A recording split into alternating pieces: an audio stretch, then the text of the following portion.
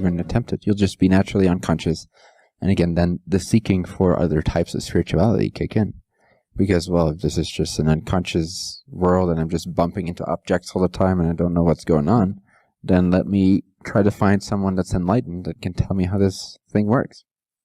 Which is great. I mean, it's perfect that it works that way. At least that's there. But the amount of spirituality that we've created is all because we don't realize that we're creators. We don't see it. We don't recognize the fact that we already do. Every single moment is a thought. You're choosing a thought right now. If you become aware of the fact that you're choosing a vibration right now, you can start to more easily shift that, make that conscious. So it's not about, for the first time in your life ever, choosing a thought. You're choosing a thought right now. You're choosing a thought right now. You're choosing a thought right now. You're choosing a wavelength right now. You're choosing a frequency right now. If you were not choosing a frequency, you would not have an experience. Since you're having an experience, I'm assuming that every billionth of a second, you're choosing a vibration, with or without your conscious influence. Now, you can have conscious influence on this, because ultimately, all that there is consciousness. So what we call the unconsciousness that generates our realities for us is actually our consciousness.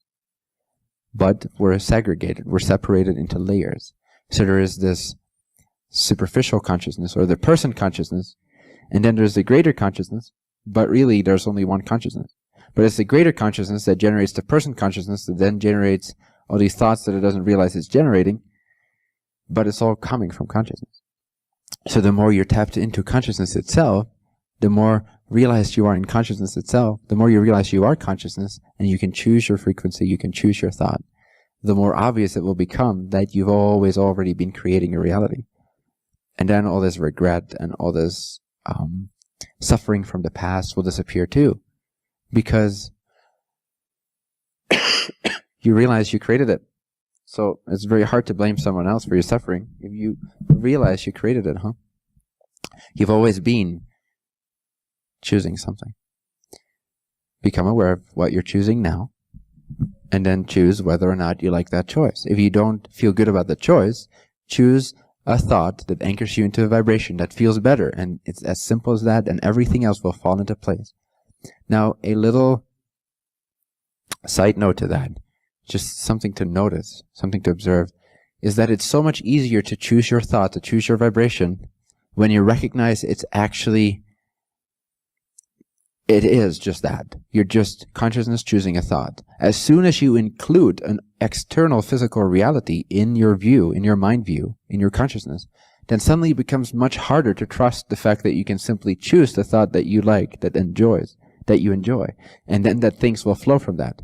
If you believe there is this reality over here, which we call your physical reality, with your circumstances and your husband and your wife and your kids and your job and your money, if you believe that actually exists, independent from you creating it in this moment, then it becomes very hard to trust the fact that you can choose a different thought.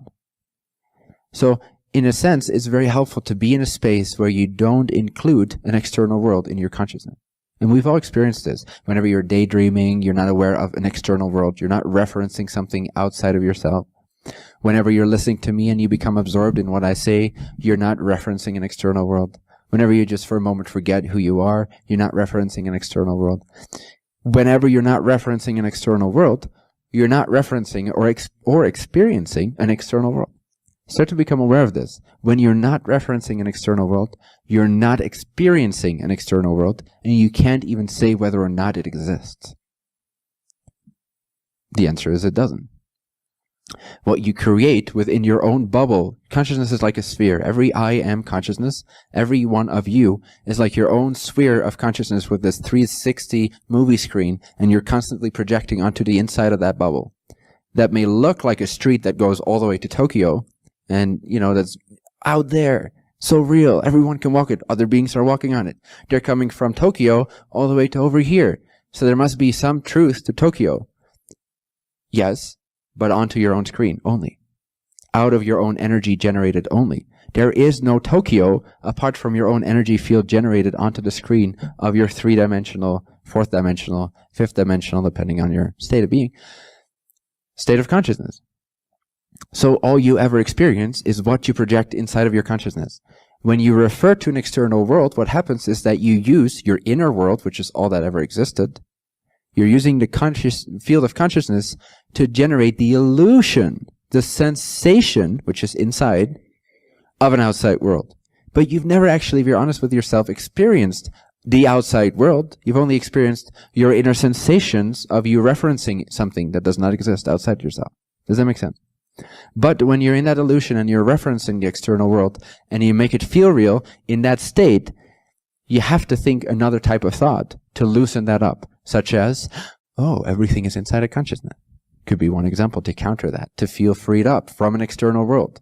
And when you no longer see, perceive, or reference an external world, then suddenly it's so much easier to know that you are God and that you can pick your thought, and that's all that you have to do. That's your only job, is to pick something, to pick a frequency that actually feels in alignment with who you are, that actually feels elevating, exciting, and good. When you're in that state of recognizing that all is subjective reality, there is no objective reality. When you realize this is a dream inside a consciousness, suddenly everything becomes so much easier. And so thought is simply the wavelength you're emitting, and that then projects a certain type of configuration of pictures onto this 360 view of this inside of the sphere of your consciousness. Does that make sense? Again, a very good analogy for this is to remember your dream state at night. You meet many people. You can go to Tokyo. You can hear about Tokyo while being in New York City. Does that mean that Tokyo is actually there independent from your dream experience?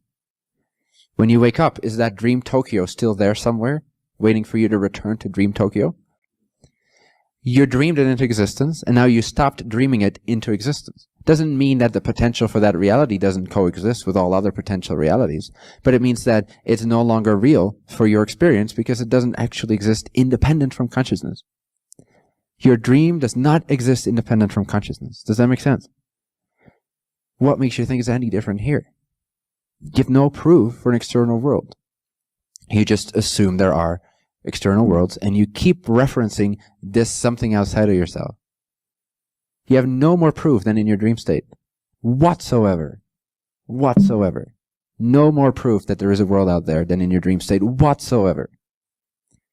So why do you assume that it's any different? So when you realize that it's not any different, and this is a waking dream, suddenly you can start playing with projecting things onto your screen at will. You can choose your vibration, you can pick your thought, you can pick your state of being, you can demand what things become. Of course, always with the eye of what can I learn from this experience and what is relevant for me. You know, when the egotistical mind takes over and thinks it knows what it wants for itself, but it's not really tuned into its true relevance, its true frequency, then it can get a little ahead of itself and try to create things that are actually not relevant for itself. But then you'll feel that because it will feel bad.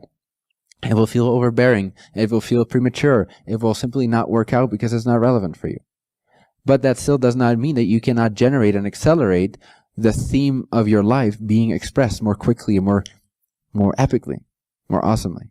Simply tap into who you truly are, what is relevant for you, what excites you, and from that excitement, just live. See only your excitement. Paste it onto your reality, and things will change accordingly to the vibration of thought in that sense.